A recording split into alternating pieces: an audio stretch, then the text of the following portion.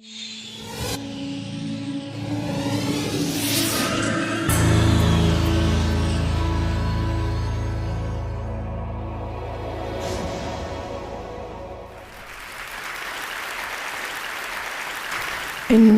half a century of trying to help prevent wars, there's one question that never leaves me.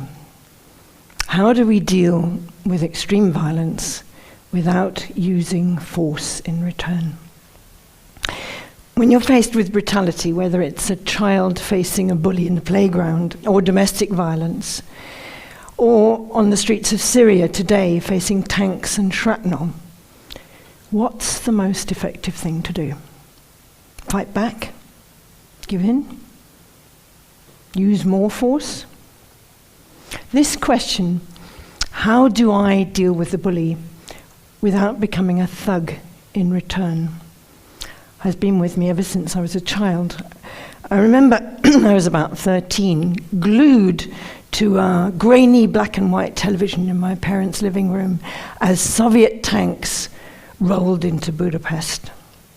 And kids not much older than me were throwing themselves at the tanks and getting mown down. And I rushed upstairs and started packing my suitcase, and my mother came up and said, "What on earth are you doing?" And I said, "I'm going to Budapest." And she said, "What on earth for?" And I said, "Kids are getting killed there. There's something terrible happening."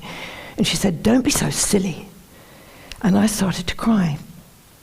And she got it. She said, "Okay, I see it's serious. You're much too young to help. You need training. I'll help you, but just unpack your suitcase." And so I got some training and went and worked in Africa during most of my 20s. But I realized that what I really needed to know I couldn't get from training courses. I wanted to understand how violence, how oppression works.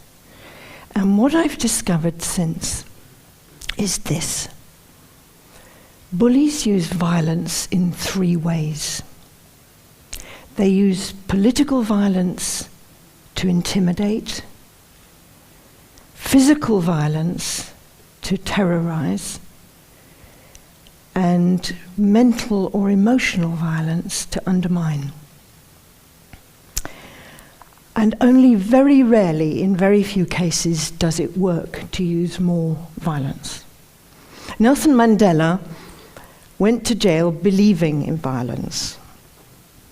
And 27 years later, he and his colleagues had slowly and carefully honed the skills, the incredible skills that they needed to turn one of the most vicious governments the world has known into a democracy. And they did it in a total devotion to non-violence. They realized that using force against force doesn't work. So what does work? Over time, I've collected about half a dozen methods that do work. Of course, there are many more that do work and that are effective. And the first is that the change that has to take place here, inside me. It's my response, my attitude to oppression that I've got control over, that I can do something about. And what I need to develop is self-knowledge to do that. That means I need to know how I tick, when I collapse, where my formidable points are and where my weaker points are. When do I give in? What will I stand up for? And meditation or self-inspection is one of the ways of getting, it's not the only one, it's one of the ways of gaining this kind of inner power. And my heroine here, like Satish, is Aung San Suu Kyi in Burma. She was leading a group of students on a protest in the streets of Rangoon. They came around a corner faced with a row of machine guns. And she realized straight away that the soldiers, with their fingers shaking on the triggers, were more scared than the student protesters behind her. but she told the students to sit down. And she walked forward with such calm and such clarity and such total lack of fear that she could walk right up to the first gun, put her hand on it, and lower it. And no one got killed. So that's what the mastery of fear can do. Not only faced with machine guns, but if you meet a knife fight in the street, that we have to practice. So what about our fear? I have a little mantra. My fear grows fat on the energy I feed it. And if it grows very big, it probably happens. So we all know the 3 o'clock in the morning syndrome, when something you've been worrying about wakes you up. I see a lot of people. And for an hour, you toss and turn, it gets worse and worse, and by 4 o'clock, you're pinned to the pillow by a monster this big. The only thing to do is to get up, make a cup of tea, and sit down with the fear like a child beside you. You're the adult. The fear is the child. And you talk to the fear and you ask it what it wants, what it needs. How can this be made better? How can the child feel stronger? And you make a plan and you say, okay, now we're going back to sleep. 7:30, we're getting up, and that's what we're going to do. I had one of these 3 a.m. episodes on Sunday, paralyzed with fear at coming to talk to you. So I did the thing, I got up, made the cup of tea, sat down with it, did it all, and I'm here. Still partly paralyzed, but I'm here. So that's fear. What about anger? Wherever there's injustice, there's anger. But anger is like gasoline, and if you spray it around and somebody lights a match, you've got an inferno. But anger as an engine, in an engine, is powerful. If we can put our anger inside an engine, it can drive us forward, it can get us through the dreadful moments, and it can give us real inner power. And I learned this in my work with nuclear weapon policymakers, because at the beginning I was so outraged at the dangers they were exposing us to that I just wanted to argue and blame and make them wrong. Totally ineffective. In order to develop a dialogue for change, we have to deal with our anger. It's okay to be angry with the thing, the nuclear weapons in this case, but it is hopeless to be angry with the people. They are human beings just like us. And they're doing what they think is best, and that's the basis on which we have to talk with them. So that's the third one, anger. And it brings me to the crux of what's going on, or what I perceive is going on in the world today, which is that last century was top-down power. It was still governments telling people what to do. This century there's a shift. It's bottom-up or grassroots power. It's like mushrooms coming through concrete. It's people joining up with people, as Bundy just said, miles away to bring about change. And Peace Direct spotted quite early on that local people in areas of very hot conflict know what to do. They know best what to do. So Peace Direct gets behind them to do that. And the kind of thing they're doing is demobilizing militias, rebuilding economies, resettling refugees, even liberating child soldiers.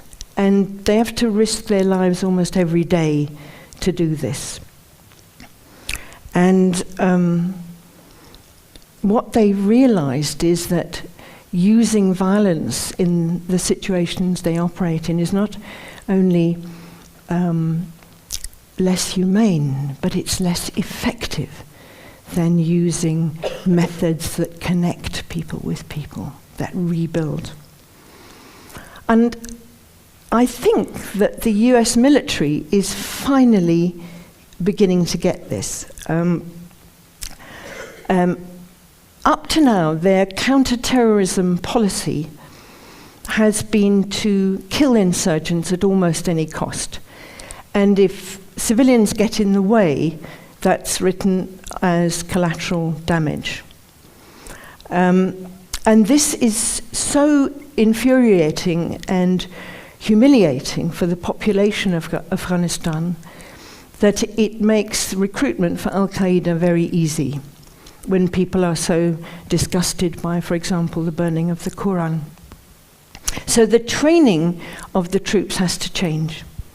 And I think there are signs that it is beginning to change.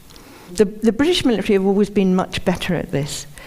But there's one magnificent example for them to take their cue from, and that's a brilliant US Lieutenant Colonel called Chris Hughes.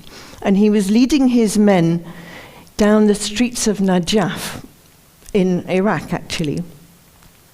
And suddenly people were pouring out of the houses on either side of the road, screaming, yelling, furiously angry, and surrounded these very young troops who were completely terrified, didn't know what was going on, couldn't speak Arabic.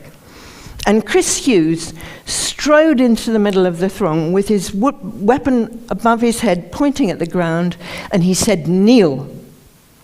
And these huge soldiers with their backpacks and their body armor wobbled to the ground. And complete silence fell. And after about 2 minutes, everybody moved aside and went home. Now, that to me is wisdom in action. In the moment. That's what he did. And it's happening everywhere now. You don't believe me? Have you asked yourselves why and how so many dictatorships have collapsed over the last 30 years? Dictatorships in Czechoslovakia, East Germany, Estonia, Latvia, Lithuania, Mali, Madagascar, Poland, the Philippines, Serbia, Slovenia, I could go on, and now Tunisia and Egypt. And this hasn't just happened, you know. A lot of it is due to a book written by an 80-year-old man in Boston, Gene Sharp. He wrote a book called From Dictatorship to Democracy with 81 methodologies for non-violent resistance. And it's been translated into 26 languages, it's flown around the world, and it's being used by young people and older people everywhere. Because it works, it's effective. So this is what gives me hope. Not just hope, this is what makes me feel very positive right now. Because finally, human beings are getting it. We're getting practical, doable methodologies to answer my question. How do we deal with a bully without becoming a thug? We're using the kind of skills that I've outlined.